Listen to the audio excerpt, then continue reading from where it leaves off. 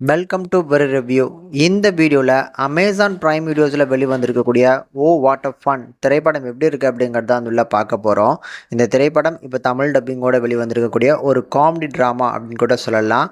மேலும் இந்த படம் ஒரு கிறிஸ்மஸ் ஈவை வச்சு வந்து பார்த்தீங்கன்னா இந்த படத்தோட கதையை எடுத்திருப்பாங்க. இதில் கதையில் வரக்கூடிய நம்ம கதாநாயகிக்கு மொத்தமாக 3 பசங்க இருக்கிறாங்க. ஸோ 2 பொண்ணுங்க ஒரு பையன் அப்படின்னு சொல்லி இவங்க எல்லாருமே இந்த கிறிஸ்மஸை செலிப்ரேட் பண்ணுறதுக்காக அவங்களோட வீட்டுக்கு வந்திருக்கிறாங்க.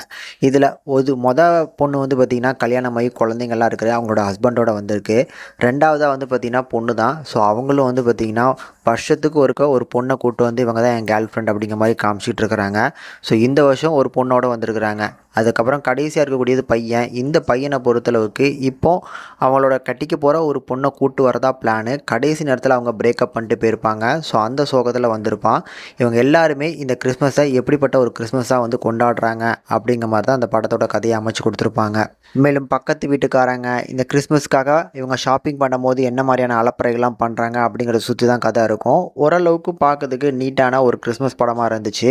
வயிறு விட்டு மனசு விட்டு சிரிக்கிற அளவுக்கு காமெடி இல்லை அப்படின்னாலும் அங்கங்கே ஒரு சில காமெடி நல்லாவே ஒர்க் ஆச்சு. பர்டிகுலராக வந்து பார்த்திங்கன்னா அந்த ஷாப்பிங் மாலில் இருந்து அந்த மெழுகுவர்த்தியை திருடிட்டு வர்றது, இந்த மாதிரியான சின்ன சின்ன போர்ஷன்ஸ்லாம் இருக்குது பார்த்திங்களா, அது ஓரளவுக்கு நல்லா ஒர்க் ஆச்சு.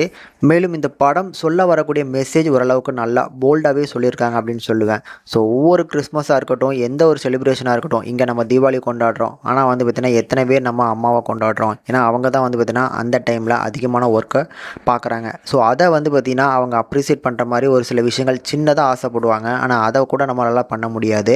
ஸோ அப்படி நம்ம ஹீரோயினோட கேரக்டரில் நிறைய விஷயங்களை வந்து பார்த்திங்கன்னா அழகாக காமிச்சிருப்பாங்க. அவங்க சின்னதாக ஒரு விஷயம் ஆசைப்படுவாங்க. ஸோ டிவி ஷோவில் வந்து பார்த்திங்கன்னா தன்னோட பொண்ணுங்களும் பேர பசங்களும் வந்து பார்த்திங்கன்னா நாமினேட் பண்ணி தான் வந்து பார்த்திங்கன்னா அதில் வந்து எப்படியாவது ஜெயிச்சு ஒரு இதுக்கு போகணும் அப்படிங்கிற மாதிரி ஆசைப்படுவாங்க, ஆனால் அது கிடைக்காம போகும். இந்த மாதிரி சின்ன சின்ன விஷயங்களை சுற்றி இருக்கக்கூடிய விஷயங்களை இந்த படத்தில் அழகாக காமிச்சு ஒரு நல்ல கிறிஸ்மஸ் படமாக வந்திருக்கு. முடிஞ்சால் ட்ரை பண்ணி பாருங்கள்.